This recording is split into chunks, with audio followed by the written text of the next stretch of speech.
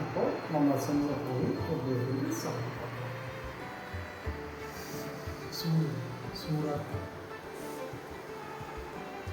ஊதிட்டு சாப்பிடல நாக்கு போயிடும்.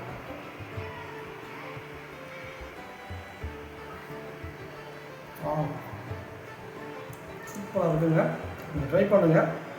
ஹாய் ஹலோ வணக்கம், நான் உங்கள் Raja. Welcome to TR Kitchens. இன்றைக்கி நம்ம என்ன செய்ய போகிறோம்னா பருப்பு போலி. அதை செய்யறதுக்கு முன்னாடி நம்ம வீடியோக்குள்ளே போகிறதுக்கு முன்னாடி நம்ம சேனலை சப்ஸ்கிரைப் பண்ணிங்க, பக்கத்தில் இருக்க பெல் ஐக்கான் பட்டனை கிளிக் பண்ணிங்க. அப்போது நம்மளோட வீடியோ உடனுக்குடன் உங்களுக்கு வரும். ஓகே, வாங்க வீடியோக்குள்ளே போகலாம். நம்ம இன்றைக்கி செய்ய போகிற ரெசிபி பருப்பு போலி. அது வந்து ஈவினிங் ஸ்நாக்ஸ் பசங்களுக்கு அந்த மாதிரி நம்ம செய்ய போகிறோம். இப்போ பாருங்கள் அது என்னென்ன பண்ணணுன்றது நான் சொல்கிறேன் உங்களுக்கு. மைதா ஒரு 250 கிராம் மைதா, சரிங்களா? நம்ம எத்தனை பேருக்கு செய்ய போகிறோமோ அதுக்கு தகுந்த மாதிரி எடுத்துக்கலாம். நான் இப்போது ஒரு 4 பேருக்கு சாப்பிட்ற மாதிரி எடுத்துருக்கேன். ஒரு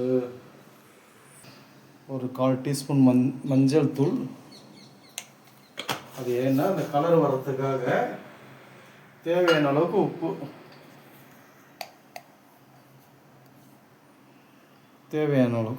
உங்களுக்கு எவ்வளோ தேவையோ அதுக்கேற்ற மாதிரி உப்பு போட்டுங்க, சரிங்களா?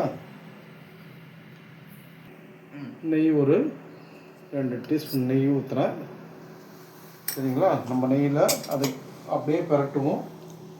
நெய் இல்லைன்னா எண்ணெய் கூட நீங்கள் ஊற்றிக்கலாம்.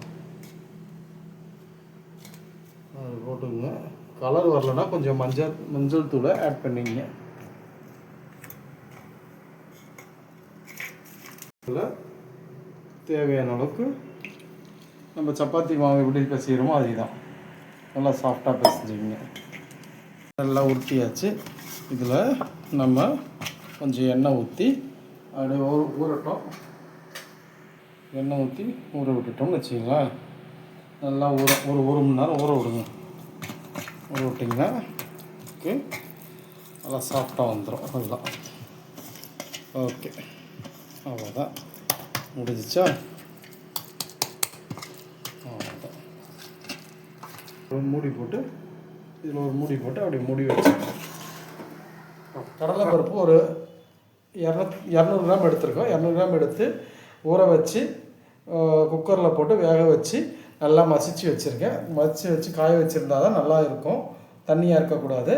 நம்ம ஒரு 200 கிராம் வெல்லம் அதை வந்துட்டு இது கூட கொட்டி மிக்ஸ் பண்ணணும். மிக்ஸ் பண்ணிட்டிங்கன்னா நல்லா மிக்சிங் ஆகிடும்.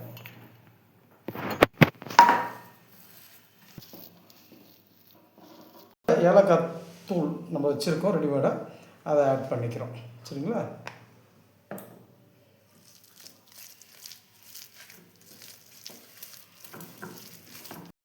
ஆல்ரெடி நம்ம ரெடி பண்ணி வச்சுருந்த மாவை சின்னதாக எடுத்து உருட்டி வச்சுக்கலாம்.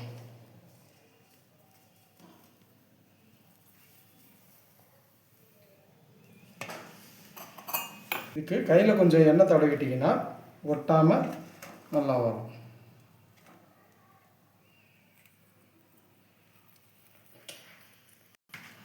ஒரு பட்டர் ஷீட் எடுத்து பட்டர் ஷீட்டில் நல்லா எண்ணெய் தடவிக்கங்க.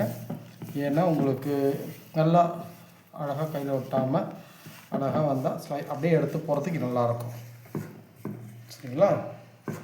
ஓகே, நல்லா ஸ்டஃபிங் உட்கார்றதுக்கு நம்ம கொஞ்சம் நல்லா இதை திரட்டிக்கணும். திரட்டி அப்படி கொஞ்சம் தேவைன்ற அளவுக்கு நல்லா திரட்டிக்கணும். ஓரளவுக்கு ஸ்டஃபிங் உள்ளே உட்கார வைக்கணும் இல்லைங்களா? அதனால் நல்லா எவ்வளோ எடுக்க முடியுமோ அப்படி எடுத்துட்டு அதில் வந்துட்டு நம்ம வச்சுருக்க ஸ்டஃபிங்கை உள்ளே வைக்கணும். உள்ளே வச்சு சரிங்களா, இதை இழுத்து நல்லா க்ளோஸ் பண்ணணும். இந்த பக்கம் அப்படி இழுத்து நல்லா க்ளோஸ் பண்ணிங்கன்னா அழகாக இதை வந்துடுச்சு பாருங்கள். இந்த மாதிரி வந்துடுச்சுன்னா அதுக்கப்புறம் நம்ம இது மேலே அப்படியே வச்சுட்டு ஒரு பட்டர் ஷீட்டில் ரெடி பண்ணியிருக்கேன், சரிங்களா? மேலே ஒரு பட்டர் ஷீட், கீழே ஒரு பட்டர் ஷீட்டு அப்படியே போட்டு நல்லா நீங்கள் சப்பாத்தி கட்டையில் சுருட்டினாலும் ஓகே, திரட்டினா கூட ஓகே தான். நான் வந்து கையிலே திரட்டிக்கிறேன். நம்ம ரெடி பண்ணதை இதில் வைக்கிறோம். சரிங்களா? ஸ்டஃபிங்கை எல்லாம் போட்டாச்சு, ரெடி பண்ணியாச்சு, வச்சு அவ்வளோதான்.